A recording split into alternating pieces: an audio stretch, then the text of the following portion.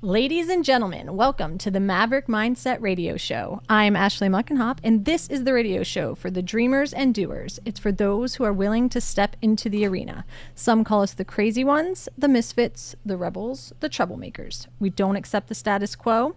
We leave the world better than when we find it.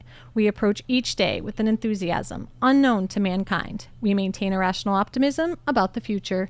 This is the Maverick Mindset Radio Show, brought to you by Adam Williams, who is not here today. So, big thing. This is our 50th episode. 50. 50. So I'm really excited, and we're doing it without Adam. So I was like, I really need a good guest to fill his shoes. So I'm excited because we have a special guest today, Ivan Fredette. Did I say it? Yep, you got it. I said it right. Yay. Okay. So I'm really excited to get into our topic. We're going to talk about victim mindset. But before we do that, I'll tell everyone where to find us. So we are streaming live on Facebook, Spotify, and iTunes, YouTube, and then you can always find us on maverickmindsetradio.com. And make sure to share the show. So, are you excited to be here? I am. I'm excited for every opportunity to just talk about this kind of stuff because it's very important to me. Tell everyone where you came from, because you had to travel to be here with us today. Yeah, not too far, a couple hours. I'm coming from the other side of the border, Niagara, Ontario, Canada, and hit a couple flurries on the way. Shocker. A little disappointing, but not surprised, really. I'm not surprised either. Well, welcome to Erie. Thank you. We are excited. So, like I said, our topic today, we're going to talk about victim mindset. Yeah. And I think that's really important. We always start the show off with a quote of the day. So I picked, and then give me your thoughts on it after. Yeah. Okay. So I picked, growth begins the moment you stop asking why me and start asking what now. And I chose that quote because I really think that people get stuck in that, like, life is happening to me mindset and not for me. So when anything bad comes up or there's any type of challenge, the first thought isn't, okay, what is the solution to the problem? It's more, we get stuck in that, why is this happening to me? And you can't see a way to fix it. Yeah, I mean, I agree 100%. I talk about this all of the time in our group and what we do. Yeah. Everybody, there's so many people who, like you said, just get stuck in that. Why is this happening to me? And why is life so awful? And all of this narrative that we build in our mind. But if we just use it as an opportunity, if we actively search for the lesson or the opportunity in it, I like to say, sometimes we win and sometimes we learn. Yeah. Okay. So it's not a win-lose. Yeah. It's a win-learn. Yeah. I like that. I like that mindset. Well, tell us about yourself, what you do. I know you know Adam through a group that you guys are in. I was going to say what it is. I'm going to let you because I keep messing it up. But take us through a little bit of who you are. Yeah, so Adam and I are in the same group, Arate Syndicate. It is an entrepreneur coaching group led by Ed Milet and Andy Frisella. Two incredible mentors. But my story is I coach men to live a life of excellence through sobriety and freedom. Nice. Yeah. Like that. And then you also have another business that you I have two other businesses. Safe Tree, we're a professional tree care company in the Niagara region, and we focus on the relationship between humans and nature through trees. And Natural Soil Sciences, NS2. We are the first in the world to chemically profile different species of mulch. Wow. So first in the world. Yeah, first in the world. Yeah. So what we can do now is because we, being an arborist as well, we prescribe mulch to our clients for plant healthcare reasons. And we discovered that most mulch was being developed out of construction waste. So we decided to research and see what natural chemicals are in natural mulch. And what led you to getting into that? What? Curiosity. Really? Yeah, actually, it was a lot of it was due to tight times, having to pivot. right? We went through a lot of scary times, and rather than falling victim to that, we would pivot and look for other opportunities. And mulch is or chip was a byproduct for us. Okay. So we started keeping our wood chips and reproduce it into usable mulch.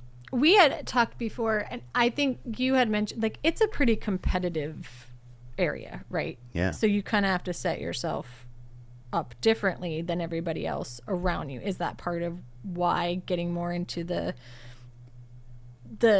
and I forget what you said it was, the first in the world with the to chemically profile. Okay. Yeah. So did you realize like you could fall into that victim mindset of there's so much competition and I can't keep up with everyone, and ultimately then business ends up failing? Or what mindset did you have to get into to have to be like, all right, this is going to be a problem if there's a lot of competition, and now I have to figure out a way to, like you said, like pivot or do something different? Yeah, it's like the blue ocean effect. You gotta figure out what is going to set you apart from everybody else. And there's two major things that set us apart from everybody else in that company is our customer experience. Yep. Customers to us is everything. Our customer experience is our main focus, and then the job next. But customer focus and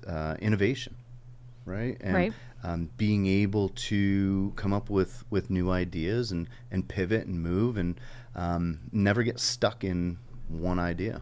Yeah. Awesome. Okay, we always do. Have you listened to our show before? No. Briefly. Okay. Briefly. All right. So we always have questions that we ask guests that come on. And if you've listened to the show before, then they never change. But that's how we catch people. Well, you got me. All right. We already covered name and business. How long have you been in business for now? SafeTree is technically 10 years now. Oh wow. Okay. Yeah. So this year, actually March 15th marked a decade. Awesome. All right, 60 seconds.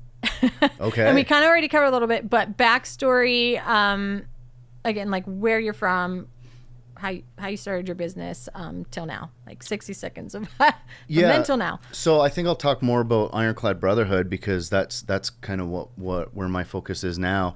I went through some tragedy as a kid, and I was a bad alcoholic my entire life. Yeah. And at the age of 35, I wanted to get sober for a lot of reasons, and I realized that the traditional programs just weren't right for me.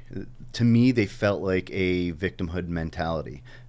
Sitting in a circle, calling myself an alcoholic was a self-fulfilling prophecy as far as I was concerned. Don't get me wrong, it's done a lot of good for other people, but just wasn't right for me.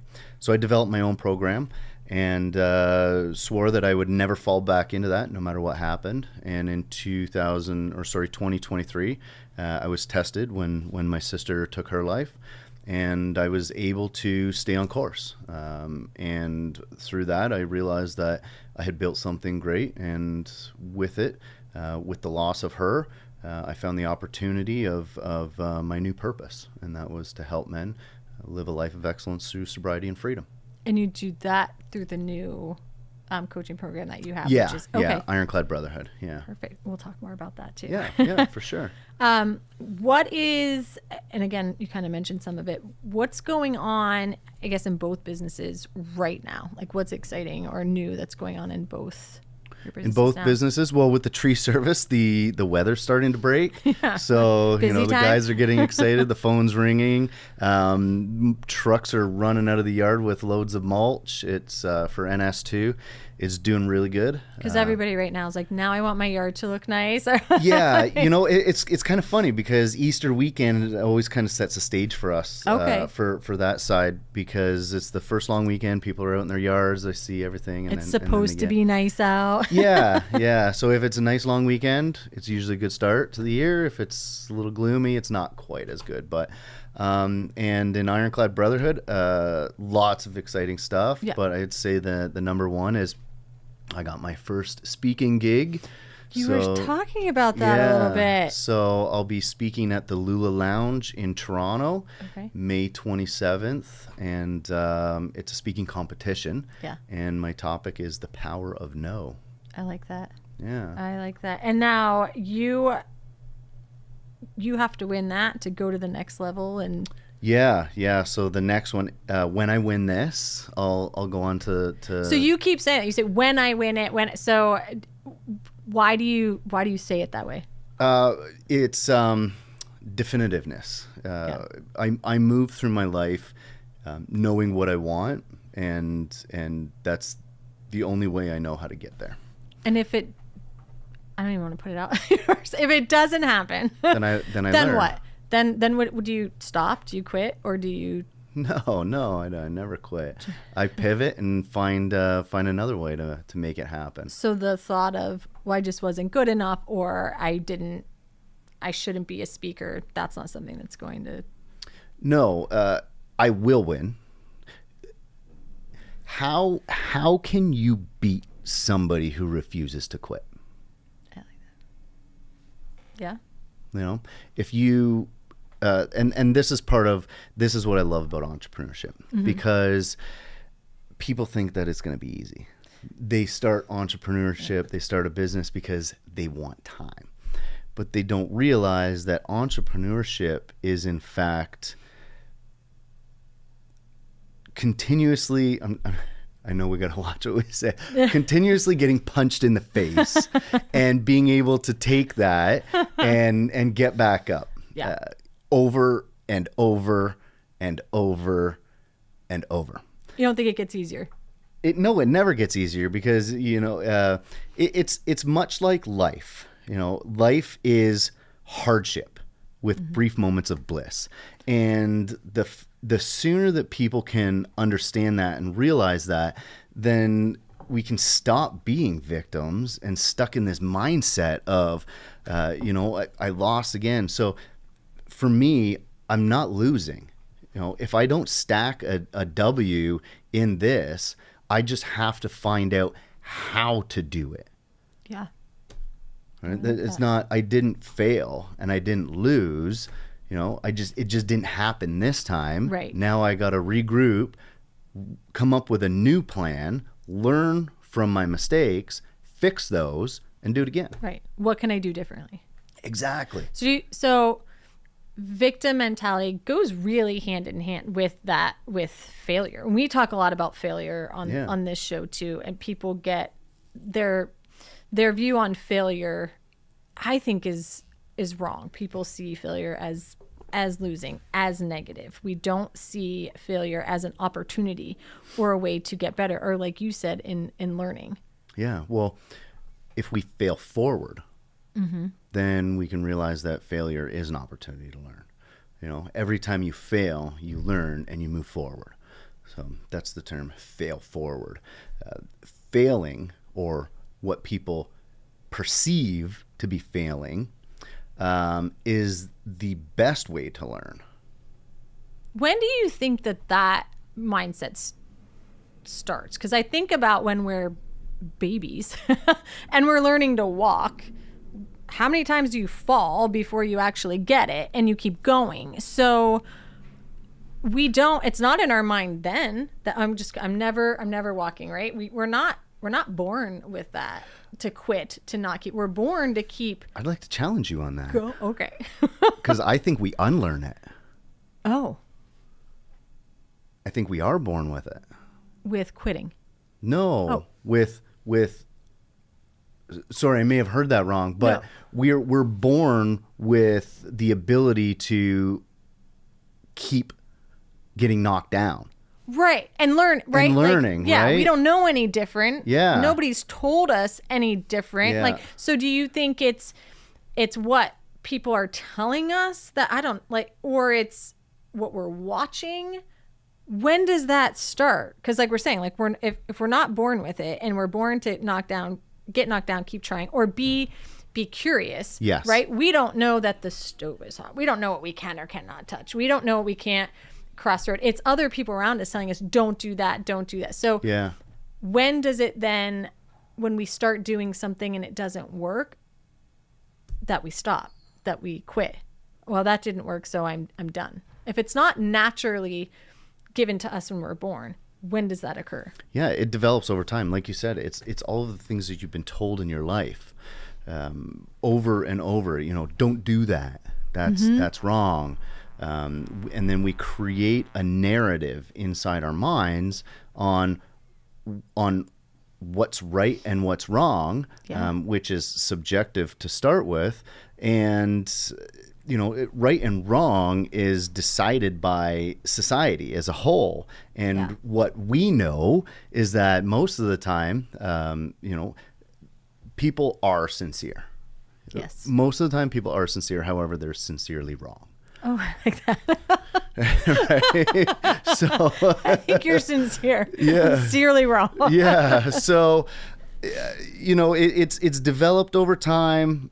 We've been told things. If you take a young man and you tell him that he's going to grow up to be, he's the bad apple, and he's going to grow up to be a troublemaker. Well, he's going to grow up to be a troublemaker. Yeah. You know, you've been telling him that all of this time. So if we tell people that failing's bad, and the worst thing we can do now, society doesn't allow kids to fail, which is absolutely insane to me. Yeah. You know, if my kids get an award for something that they didn't earn, I tell them, you don't deserve that. Wow. Okay. You didn't earn that. Yeah. You know, somebody had gave you that to make you feel good. I like that. It's being very honest about. It's giving them a different mindset of it's just not handed to us because. So there was a study done, I want to say it was 1999. Now, I can't remember the woman's name. She has a book and it's called Mindset. I do know that. And the study was a group of kids. And what they did was they gave these kids a test to write. Okay. And everybody that did well, they separated them. Now, they separated them into two groups. So the one half of the group, they said, you know, you did really good. You're a natural. You're just naturally good at this. Congratulations. And then the other group, they told them, you know, you did the hard work and look at what you got from it. And what happened after was incredible, because the group that they told was natural, they did worse the second time they did the test. They didn't seek out more work, and they didn't want limited amount of effort. And the kids that were told that they did really good because they put in the work, they did better the second time. They sought out more work after, and you'd have to read the study, but it was just incredible. So, and I caught this with myself on developing this in my daughter. My daughter is amazing at riding horses. She's 9-year-old. She's this tiny little thing. She's like, her waist is like this big, and she's riding this 1,000-pound animal. And I was always like, you know, babe, you're a natural. And I didn't realize what I had been doing this entire time. So I tested it once I read this article.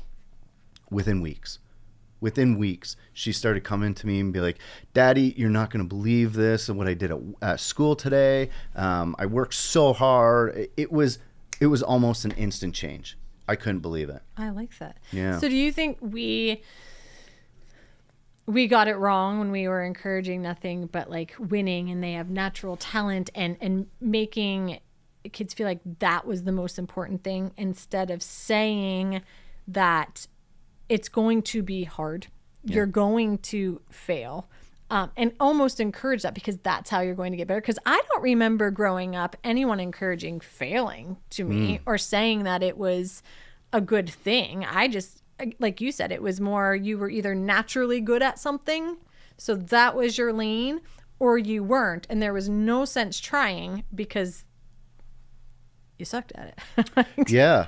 I think we've been doing a lot of damage. So I always try and look to the people I want to be like. Mm-hmm. Andy Frisella is a perfect example. And when I look at that man, it's not what he's accomplished.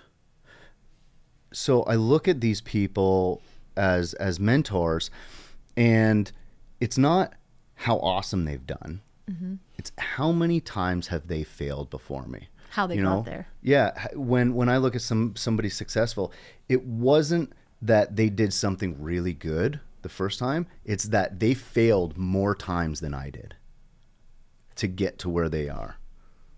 Yeah.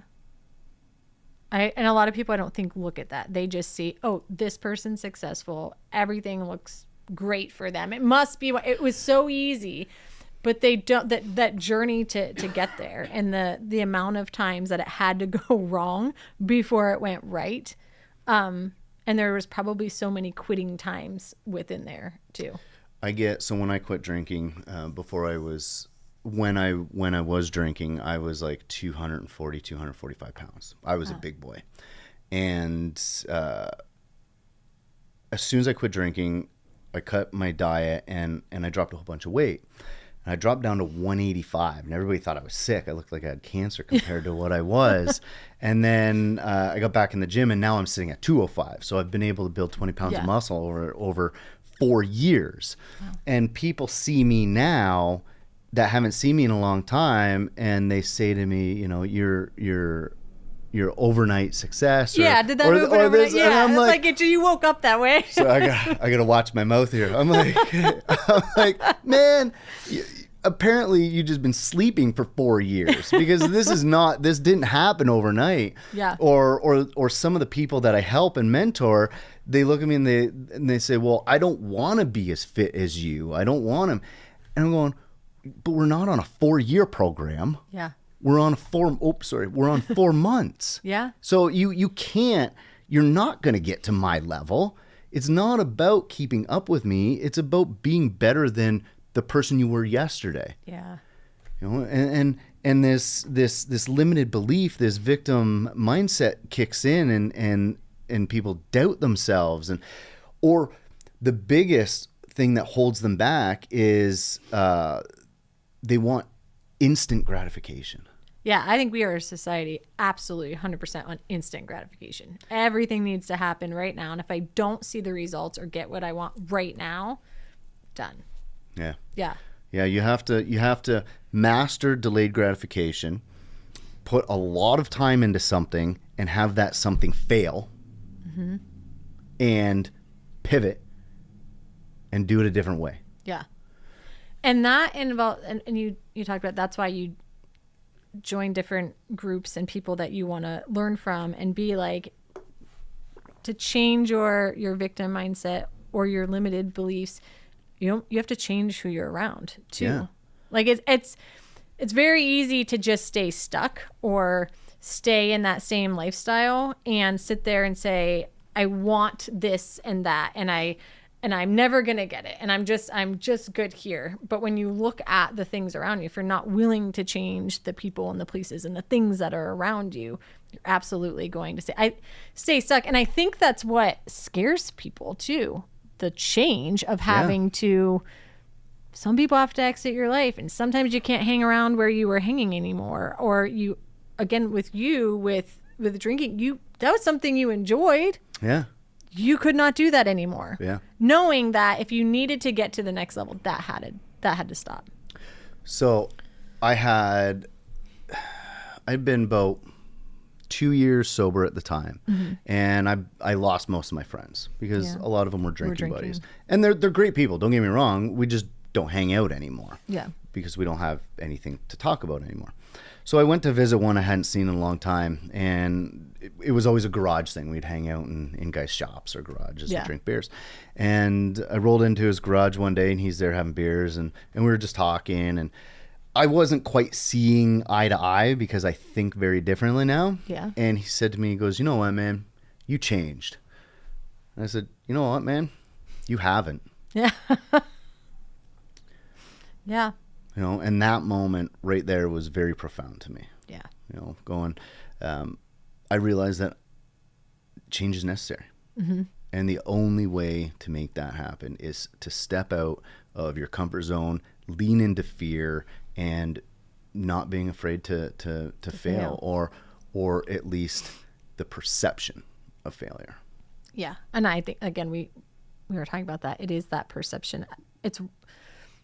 We've always been told that failing is bad. Yeah. Failure is perceived. However you decide to perceive a situation, who said it? It was a president that said it. Whether you think you can do it or you can't, you're probably right. Yeah. Yeah. So it's easy to say, if you want to be successful, if you want to level up, then you've got to get rid of this victim mindset. But that doesn't happen overnight either. Like we have been born into this victim mindset, and it's become part of who we are. It can't change overnight. So how do you you can't just like you can't wake up one morning and be fit. You can't wake up one morning and all of a sudden I'm having a positive attitude from here on out. Or can you? I don't know. Like, how does that work? I think you can. So I developed what I call the freedom formula, and we use this in Ironclad Brotherhood. Freedom is different for everybody. The what they perceive to be freedom is different. Yeah.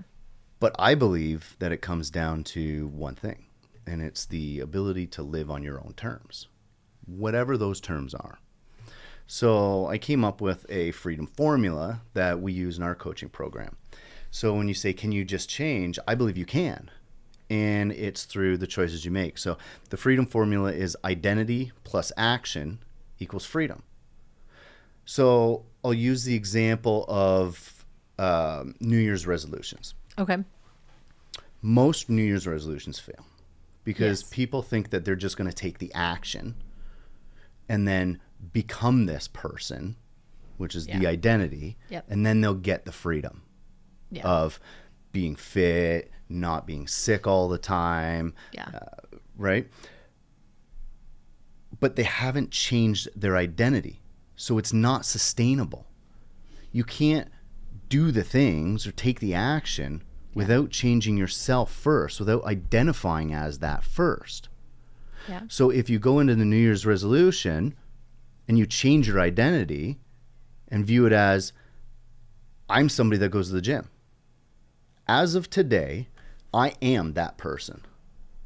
And then you take the actions, then you'll get the freedom that you see. So instead of saying, I'm going to lose 50 pounds, I'm going to the gym, this is my New Year's resolution. Yeah. It's more starting, they're doing it. I'm going to be a person that goes. I'm not going to be. I am a person that. Okay. So I used to smoke cigarettes. When I was younger, and a common theme would be when I wanted to quit, somebody would ask me if I wanted a cigarette, and I'd say, "No, I'm quitting." Well, that gave me an out. That's the action. Not yet, right? That's I'm quitting. That's the action. I'm quitting, and I haven't made that commitment. I've given myself an out. Where once I finally quit, somebody would ask me, would you like a cigarette? I'd say, I'm not a smoker.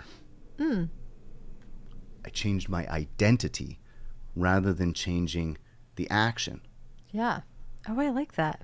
So. Ooh, that's kind of like a mind. Like you almost had to think about it though. Yeah. Yeah. So really, it's a total mind shift of, rather than just taking the action to get you physically, mentally have to change yourself. If you want to become a runner, and it doesn't matter how long you've been doing it for. People get, and this is part of it. You haven't changed the identity. It's like, well, I haven't quit smoking because it's only been, or I'm not a non-smoker because it's only been 3 days. No. Yeah. No, you haven't smoked in 3 days. You are not, and this is why I had such a problem with the traditional programs of quitting drinking. Yeah. Is how can it be sustainable? So I would sit in these rooms and I look at the people around me and I'm going, well, what are their aspirations? Like they're white knuckling their way through life one day at a time with this one goal. Yeah. And I don't want to live like that. I don't want to be living my life trying to accomplish one thing for forever just to have this life of mediocrity. I might as well just go have fun. That was my take on it.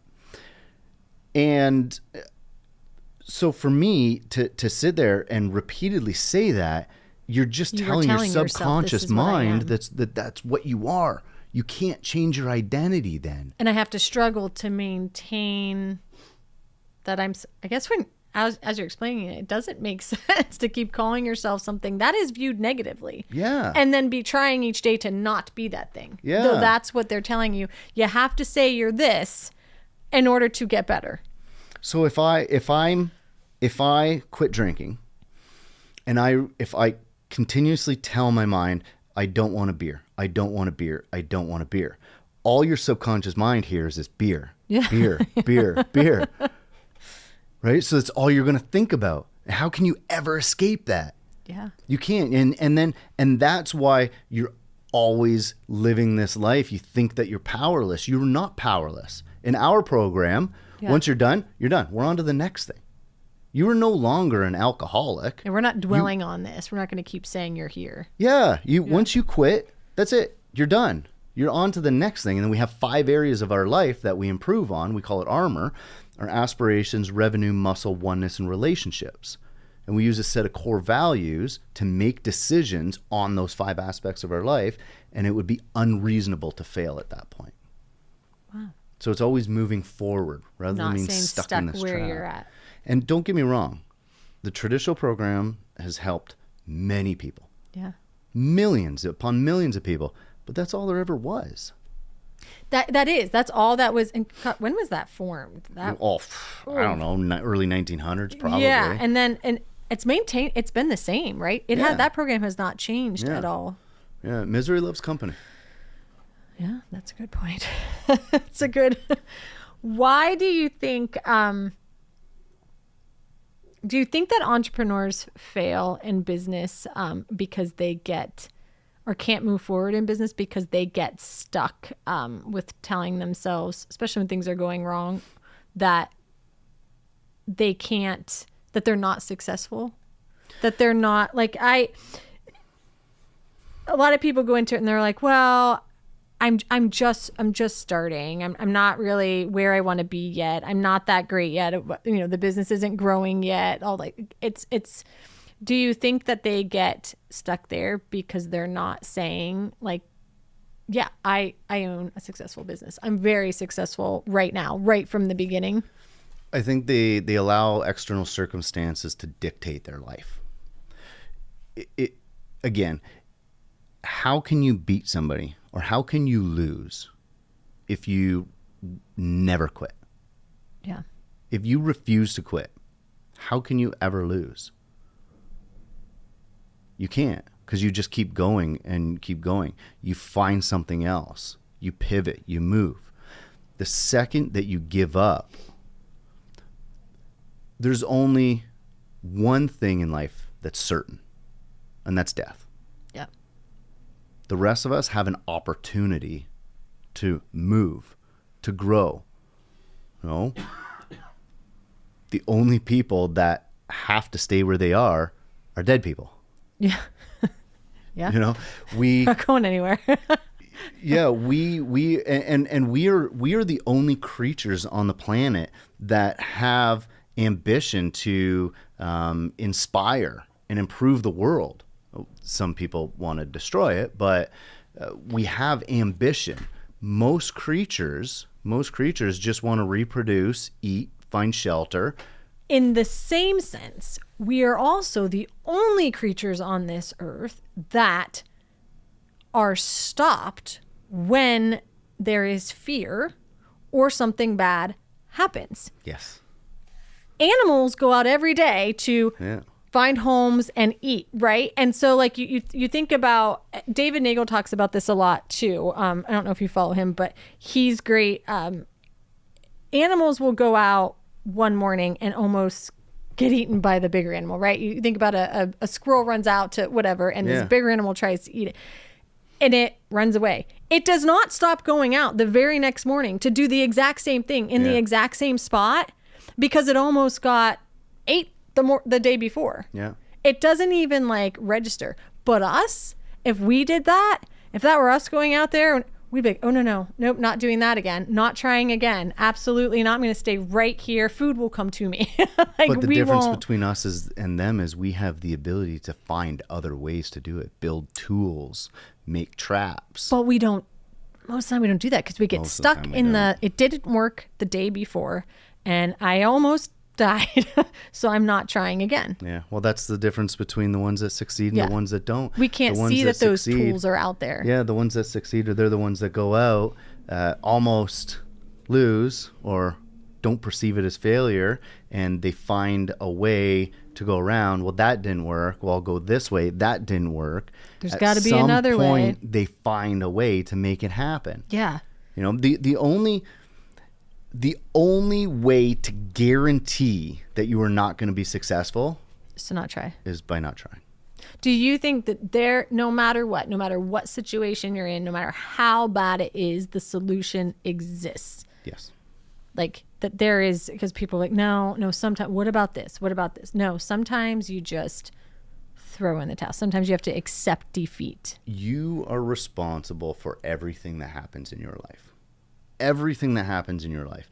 You have, I'm a big believer that you have exactly what you deserve. And people are going to say, well, you know, I was hit by a drunk driver. Well, you made the choice to leave your house. Yeah. Now, what choice did you make after that happened? Yeah. Did you choose to allow this disability to run your life, sit on the couch and fill your belly button with Cheeto dust? Or did you get up, do something with your life and share your story and inspire others? Yeah. You know, it's how you have the choice to respond rather than react. Oh yeah, I like that. Well, because things are hard. There are moments and you're doing stuff and it's like, it's not possible. I cannot do this another day. Like there almost seems to be relief from quitting. Like it's like the more I get up and try every day, the harder it keeps getting. If I can just quit, then that struggle ends. Because we seek comfort. I get this with a lot of fathers that come through a group. So I ask them, are you willing to die for your kids? You know, are you willing to die for your kids? Yes. Yeah. See, everybody like that. Not a thought. As soon as you say that, absolutely, well, dying's easy. Dying's easy. That's a sacrifice. Are you willing to live for your kids? Mm. Are you willing to live for them? Are you willing to show them what it means to live congruently to the man that you are supposed, or the person that you were supposed to be? Because that's a commitment. A sacrifice is easy. I'll die for my kids, of course, but how easy is that? And what did I show them?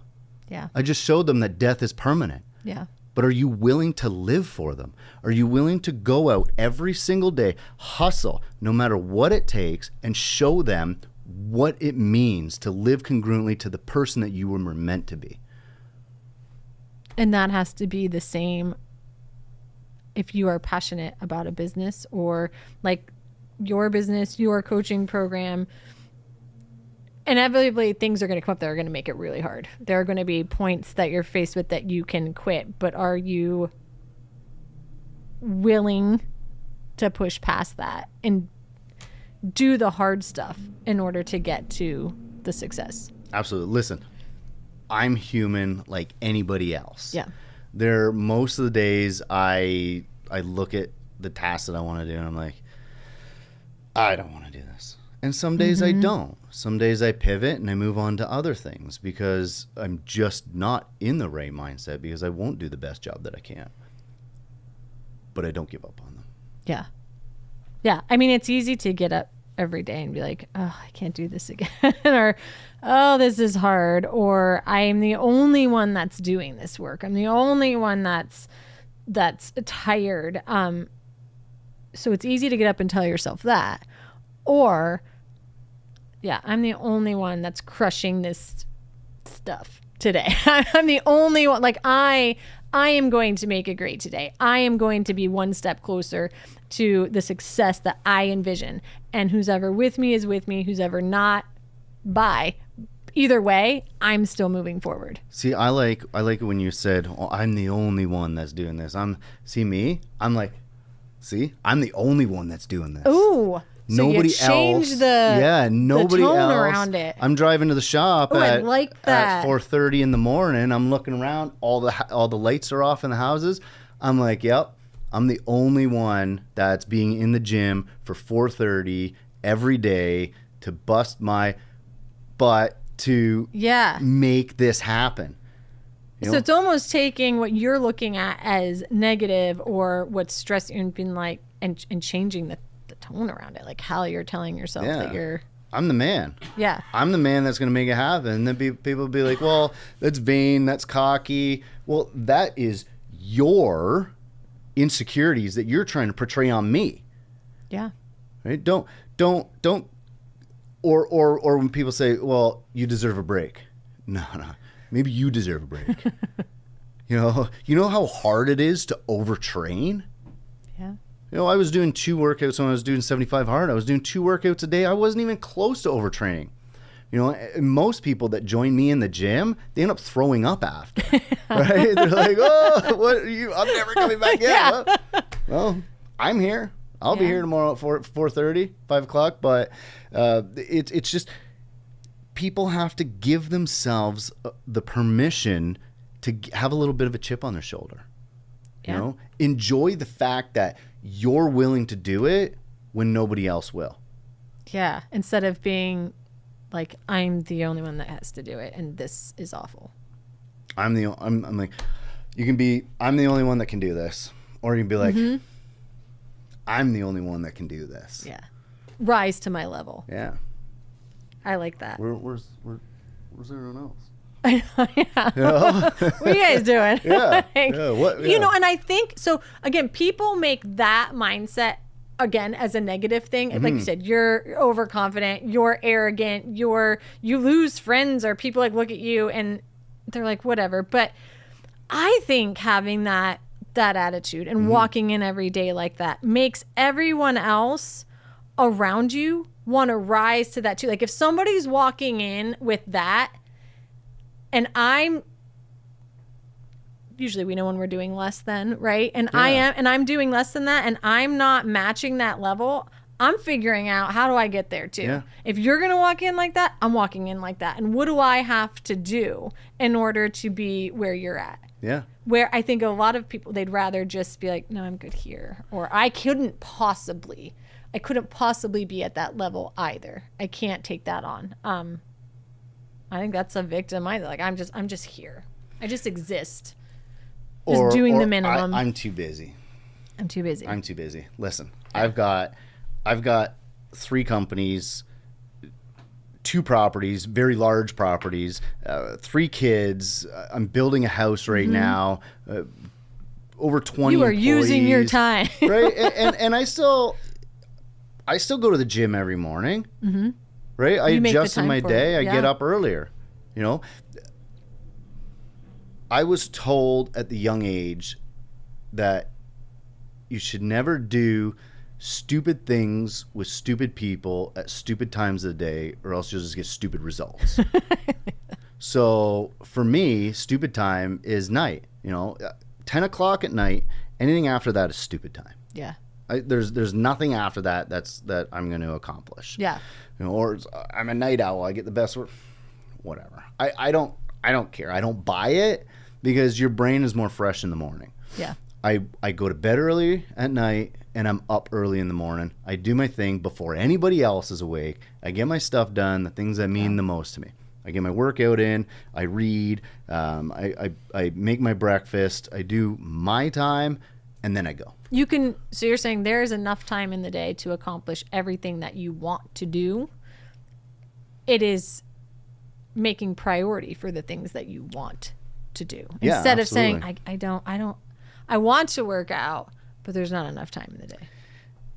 Yeah. Do you know the rock analogy? with the jar? So you take a mason jar, okay? So we've got this big glass mason jar, and you've got a pile of sand, you've got a pile of pebbles, and you've got 3 large rocks. Mm-hmm.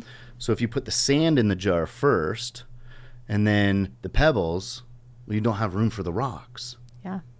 Right? Yep. Where if you put the rocks in first, then the pebbles, fill it up with the all the other sand stuff. will fill in around, and now all of a sudden you fit everything in the jar. Well, the rocks are the 3 to 5 things that are going to move the needle in your life. These are the most important things that you need to do that are actually going to move the needle and make a difference. The rest is just pebbles and sand. You know, sand is all of the little stuff that comes up here and there.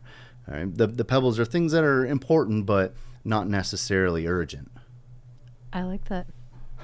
Or urgent, but not important. Yeah. Okay. I'm going to hit you with another question. Shoot, let's do it. Imagine you could have a panel of 3 people, living or dead, to help you with your most important decisions. Who are the 3 people you would want on your panel? Ooh. This always stumps people. Yeah, that's a good one. To help me make decisions. Well, I would have to say Andy Frisella for one. Nice. Man, if I had that guy to help me, I would be insane because he would just call me out on everything. Yeah. See, that's hard. Decisions. I would want my sister back for sure. She helped me make a lot of important decisions. She would guide me in one way where a guy like Andy would call me out. Mm-hmm. And the third,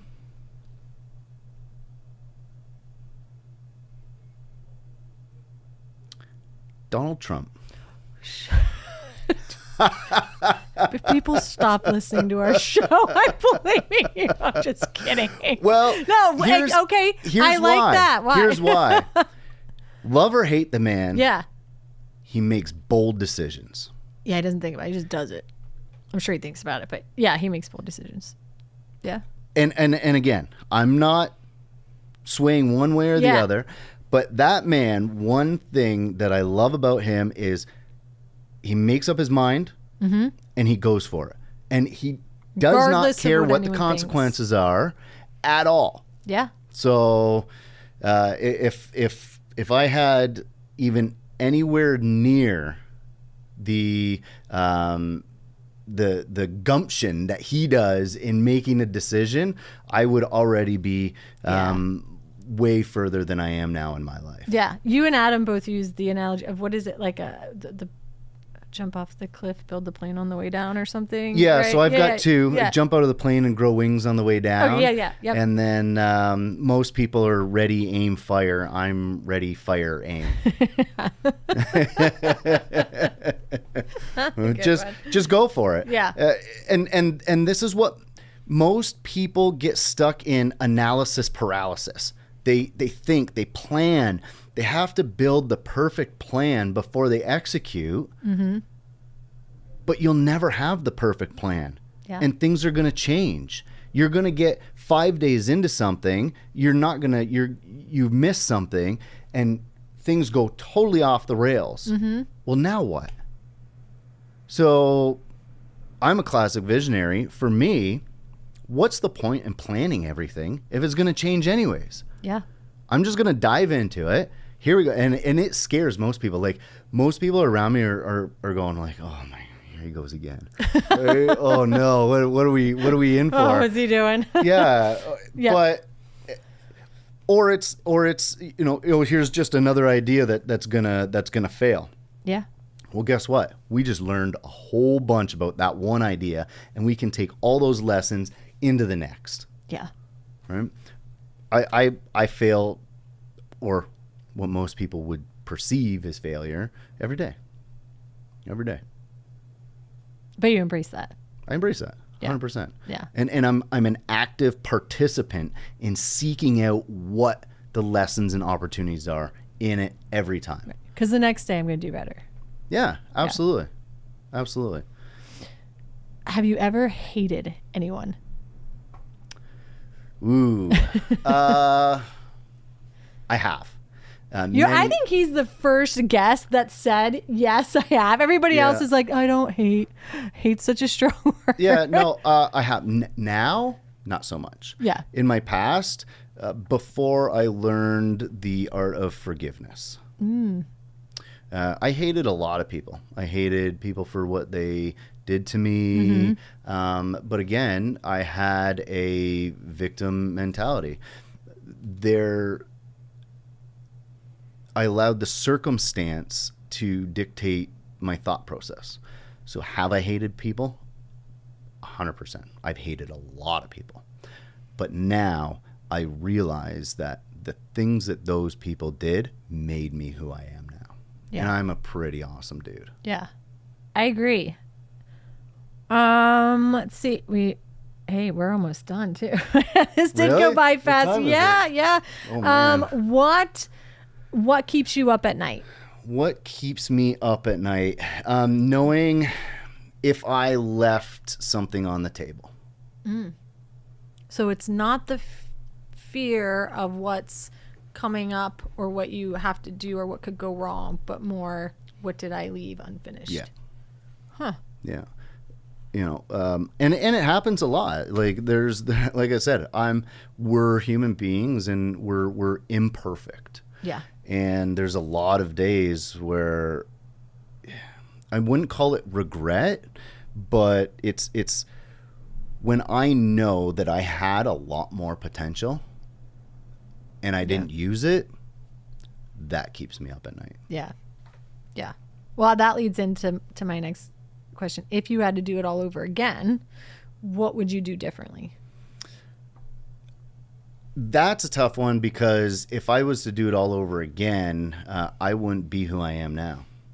And I kind of like who I am now. So I wouldn't change anything. I would do exactly what I did to become who I am now.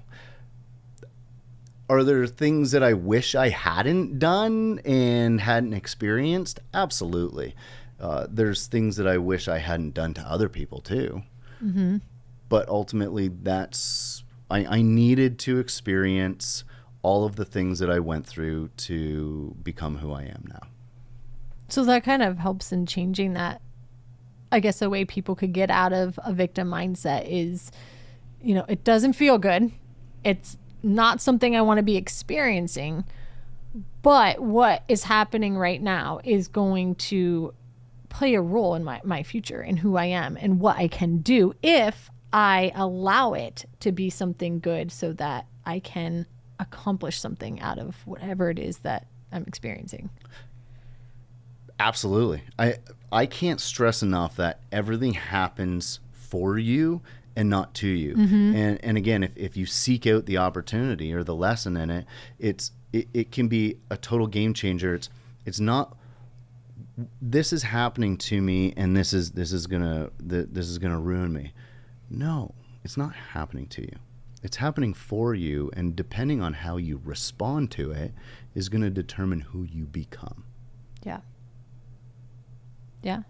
Because I think a lot of people, especially with entrepreneurs and businesses, when things go bad and they go south, they're stuck in that, like, this is happening to me and I can't possibly, I'm stuck here. This is it. Hey, listen, I know my sister was my best friend in the whole world. We were super tight. She got in that mindset and she took her own life. Yeah. And this is going to sound crazy, but that happened for me. Yeah. Like, how could somebody possibly think that losing the most important person in their life to suicide happened for them? Well, since that has happened, I mean, I couldn't even begin to tell you all the crazy things that have happened, but I found my purpose, and I'm able to help thousands of men. So you gotta look at the experiences and the things around you and that's the only trick. Every day, wake up, make it a positive thing to see the changes. Seek out the opportunities. All right. Maverick Mindset Radio, 50th episode. Thank you, Ivan, and I believe in you. Thank you. Yes.